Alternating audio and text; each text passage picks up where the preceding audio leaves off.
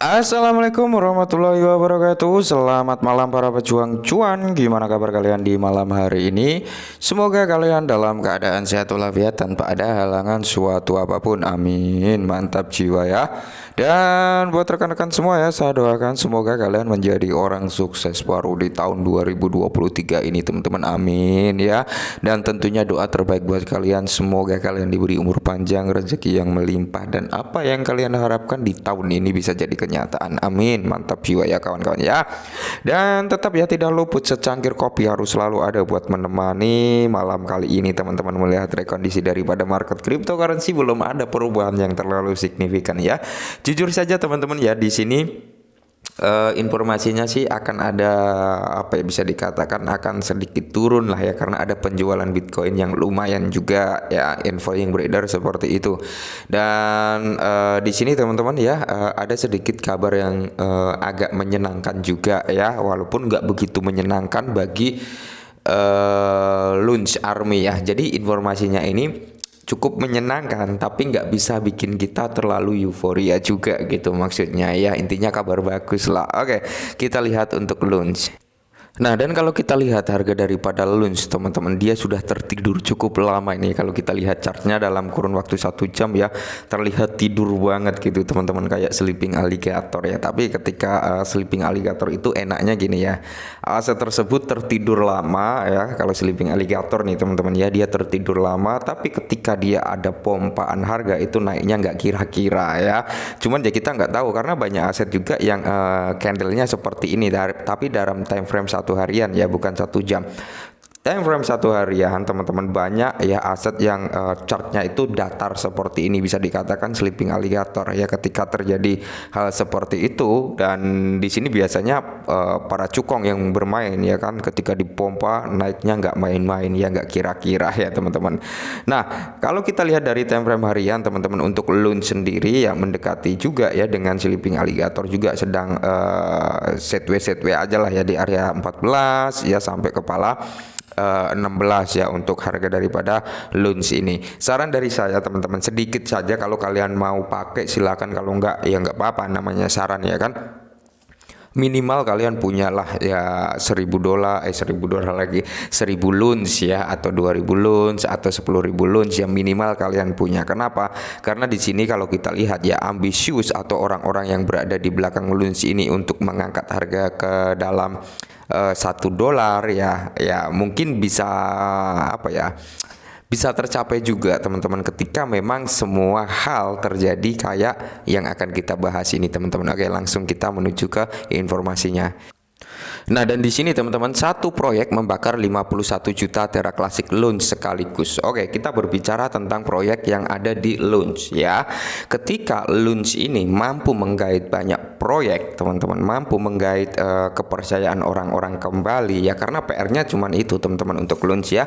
Dia harus bisa meyakinkan para investor, harus bisa menarik banyak proyek untuk berada di jaringan Luna Classic. Nah, ketika itu sudah terpenuhi semua ya, tidak menutup kemungkinan harganya bisa ke $1 ya. Cuman itu berat teman-teman untuk mengembalikan kepercayaan para investor kembali, untuk menarik proyek-proyek baru yang mau bergabung dengan Launch, itu masih cukup berat ya. Tapi saran dari saya, minimal 1.000 koin Launch kalian punya gitu, minimal teman-teman ya. Setidaknya ketika dia nanti memang benar-benar bisa ke $1 ya kan, 1.000 koin Launch bisa jadi $1.000 ya kan, lumayan 14 juta teman-teman ya, kurang lebih seperti itu ya. Namanya cryptocurrency, kita nggak ada yang tahu mana yang dia akan ngepam duluan, mana dia akan rungkat duluan, mana dia akan stay saja seperti itu gitu, kita nggak ada yang tahu teman-teman ya. Minimal kita tebar benih lah, kita tebar jaring di beberapa aset ya, kayak Launch, Cardano, Polygon Matic, Solana ya kan.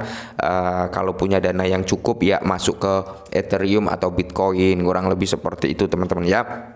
Jadi di sini koin kremasi membakar 51 juta lebih ya tera klasik pembakaran terbesar ketiga tahun ini. Oke, jadi total pembakaran kumulatif proyek telah meroket menjadi 93,6 juta token Lunch. Nah, bayangkan ya jika banyak proyek yang berada di jaringan Lunch ya tidak menutup kemungkinan pembakaran Lunch akan lebih banyak lagi, teman-teman. Maka dari itu di awal saya bilang PR daripada Lunch ini harus bisa menggait banyak proyek, teman-teman ya. Jangan hanya mengandalkan Binance. Walaupun kalau kita lihat pembakaran dari Binance itu juga nggak main-main banyak ya.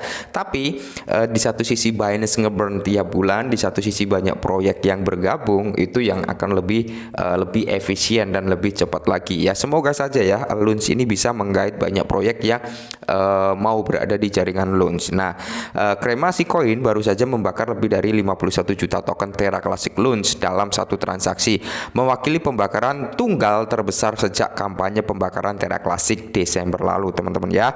Data Terra Vendor mengungkapkan bahwa transaksi terjadi ini pukul 03.49 dan menempatkan jumlah total yang dibakar mencapai 51,7 juta Lunch. Pembakaran tersebut mewakili kontribusi mingguan ya Cremation Coin untuk inisiatif pembakaran Terra Classic. Karena kalau kita lihat ya, Cremation Coin ini beberapa bulan yang lalu memang dia mengumumkan ya bahwasanya dia akan ikut andil di itu ya, ikut serta dalam pembakaran Lunch ya untuk mengurangi supply daripada Lunch. Dan saat ini teman-teman, saat ini loh ya, Lunch ini berada di jalurnya karena reminting nggak di reminting lagi ya. Nanti kita buka datanya, teman-teman.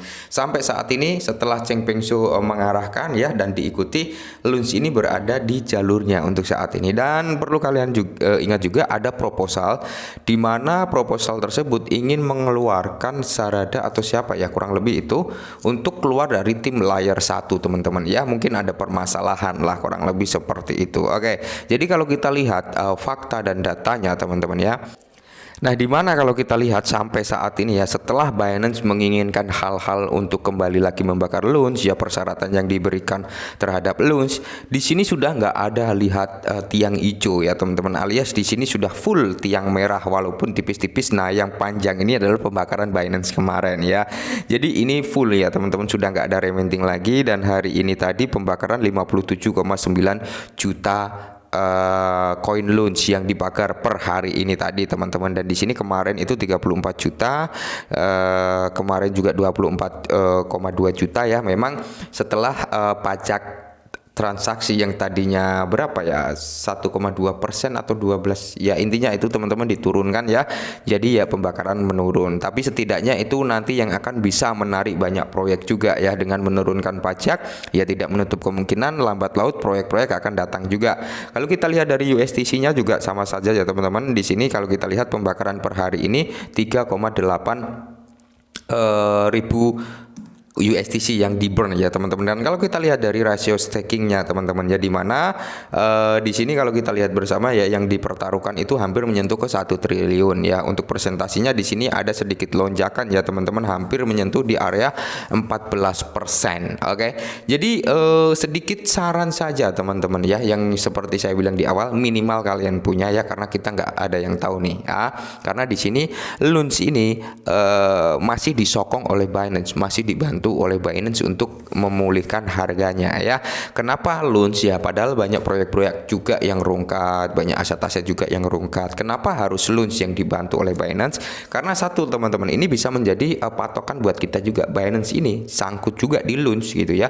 Binance ini sangkut banyak di Lunch. Maka dari itu ya, bagaimana caranya Binance ini agar nggak rugi terlalu banyak di Lunch ya? Salah satunya membantu mengurangi supply agar apa? Harga daripada Lunch bisa naik dan kerugian dari Binance akan menurun. Nah, itu bisa jadi tolak ukur kita juga dalam masuk ke Lunch gitu ya. Itu ya, selama Binance masih mendukung Lunch, tidak menutup kemungkinan harganya ya lambat laut akan naik. Oke, mungkin ini dulu bila Lunch, semoga sedikit bantu. Salam cuan.